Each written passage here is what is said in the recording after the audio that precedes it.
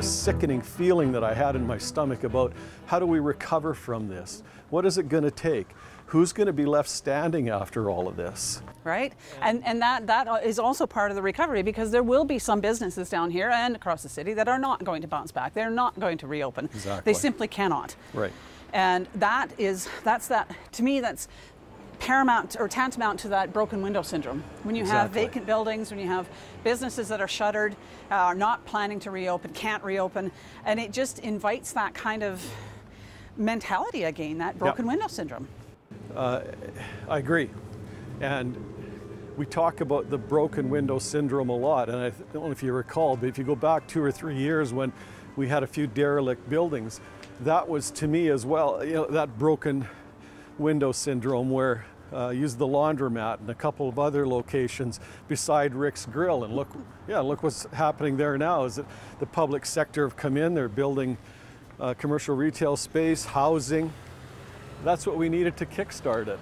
But the numbers out of the coroner's office on June 9th reinforced the fact that there is more than one crisis for government to deal with. This morning, the BC Coroner's Office announced 170 people in British Columbia died from overdoses in the month of May.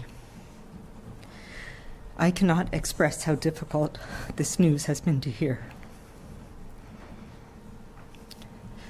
My thoughts and condolences go out to the families and friends of those who have lost their loved ones, and I share your grief. One is sort of equal to the other, which is parallel to 2016-17 with the wildfires, where we started to see an increase of traffic to the community. I don't think this is dissimilar. So there has got to be a mix of all the partners coming together, the city, the province, and Northern Health, and saying, the issues are X, Y, and Z.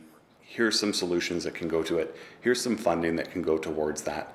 If anything, and I don't want to say it this way, but I'll go there, it's put more light on that as an issue, encompassing the street drugs and street issues into the COVID pandemic has brought that into further light federally and provincially on a grand scale for a lot of communities.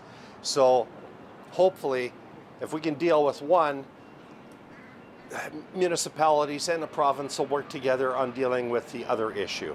The opioid crisis was something the city recognized early, and measures were taken. There are more patrols downtown, increased bylaw officers, and so on. To some extent, a lot of those initiatives you just mentioned have come to fruition, or have at least just been implemented. So, as I said, 7-day-a-week bylaw presence down there is of considerable assistance to us. Our increased patrols down there, I think evidenced by the lack of conflict of use in the area. And nuisance crimes is a real indicator that we've made considerable steps forward over the last month or so, when we were essentially fully occupied with the COVID situation. How does a municipality accommodate, perhaps, maybe thinking outside the box to accommodate some changes, like blocking off, or perhaps closing a street, as an idea to accommodate more exterior patios for some of these smaller restaurants and things? Do you know what I mean? Like, I absolutely know what you mean. So,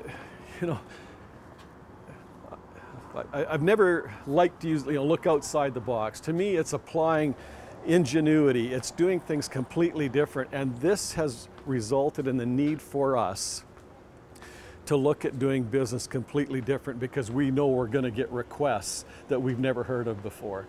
So patios in front of restaurants and pubs. You talk about closing streets down there, looking at that in other municipalities. And certainly in the back of my mind, I've thought about what does that look like and where would we do that to make sure that we create more pedestrian traffic, Cheryl. That's the key to this. It is.